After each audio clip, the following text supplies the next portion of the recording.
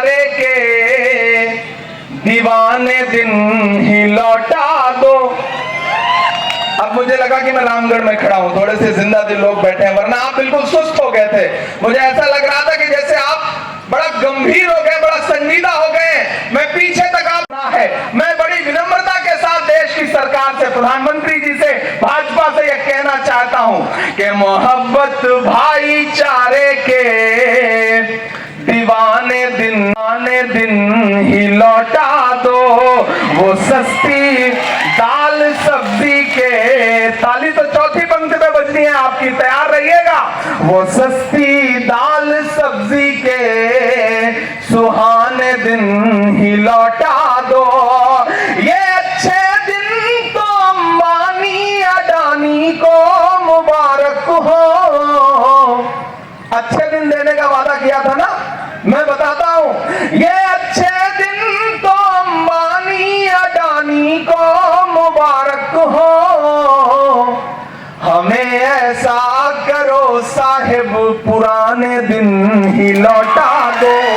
हमें ऐसा करो साहिब पुराने दिन ही लौटा दो। रामगढ़ वालों, दुनिया के किसी भी देश की सरकार हो, वो देने के लिए जानी जाती है, जनता को कुछ ना कुछ देती है। ये पहली सरकार है जिसने जम्मू कश्मीर से उसका स्टेटहुड का दर्जा छीनने का काम किया है। आने वाली सदियों में जब इतिहास लिखा जाएगा तो लोग ये कहेंगे कि भाजपा की सरकार देने वाली सरकार नहीं थी, बल्कि छीनने वाली सरकार थी। हम कांग्रेस के लोग, हम गठबंधन के लोग यहां खड़े होकर के आपसे वादा कर रहे हैं कि आप कांग्रेस पार्टी को जिताइए, गठबंधन को जिताइए, यशपाल जी को जिताइए। आने वाले दिनों में जम्मू कश्मीर से जो उसका गौरव छीना गया है, जो स्वाभिमान को तोड़ने का काम किया गया है, जो आपसे आपका स्टेटहुड का दर्जा छीना गया है, हम उसे वापस आपको सौंपने का काम करेंगे, आपको सम्मान देने का काम करेंगे। ये मैं अनुरोध करने आया हूं आपसे। यह चुनाव बहुत महत्वपूर्ण चुनाव है। ये मत समझिएगा कि यह चुनाव कोई आम सा चुनाव है, पूरे देश की नजरें।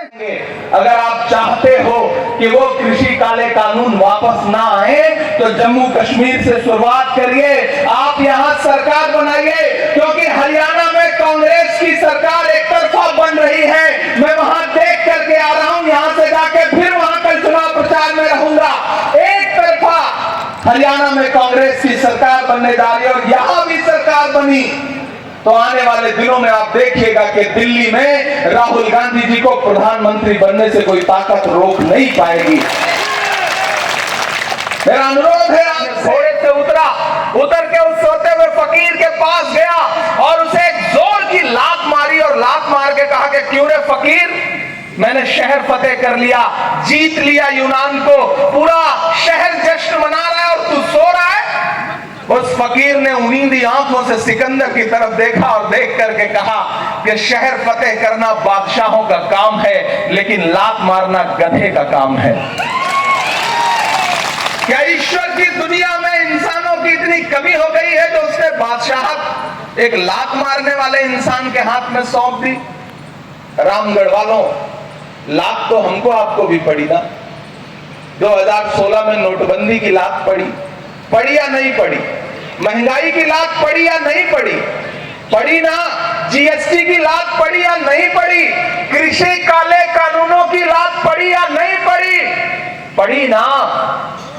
ये माएं बहनें बैठी हैं, आपने अपने रसोई में आटे के डब्बे में जो 100 के 1000 के नोट छुपा के रखे थे ना घर वालों से, पति से, कि कभी किसी मुसीबत में काम आएंगे। एक दिन रात के 8 बजे नरेंद्र मोदी जी टीवी पर आए और उन्होंने कहा कि आज से सब रद्दी है, और आपके आटे के डब्बे से, आपके आंचल में जो छुपा करके पैसे रखे थे वो सब लिया, बैंक में डलवाया, और फिर क्या किया? इस देश के उद्योगपतियों का कर्जा माफ किया, इस देश के गरीबों का कर्जा नहीं माफ किया। मैं महाराष्ट्र से सांसद हूं, किसान आत्महत्या कर रहे हैं, महज कुछ हजार रुपए का कर्ज माफ नहीं होता इसलिए। लेकिन वो भाषण याद है 2013 का, 14 का, कि भाइयों बहनों तुम्हें देश के खजाने की चाबी सौंप दो, मैं देश नहीं लूटने दूंगा। ये भाषण याद है ना, ये नारा याद है ना, मैं चौकीदार हूं, चौकीदारी करूंगा। अब मैं उस चौकीदार से पूछना चाहता हूं कि कहां सोया है चौकीदार, कहां सोया है चौकीदार। मुझे लगना चाहिए कि मैं जम्मू में खड़ा हूं, मैं रामगढ़ में खड़ा हूं, मैं जिंदा दिल लोगों के बीच में खड़ा हूं, मैं ऊर्जावान लोगों के बीच में खड़ा हूं।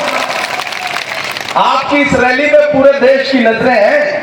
हो सकता है प्रधानमंत्री जी भी कहीं बैठ करके लाइव देख रहे हो सोशल मीडिया पे, ये काम वो बहुत करते हैं, तो आपकी तालियों का शोर उन तक भी जाना चाहिए कि कहां सोया है चौकीदार, कहां सोया है चौकीदार। अगली लाइन पे तैयार रहना।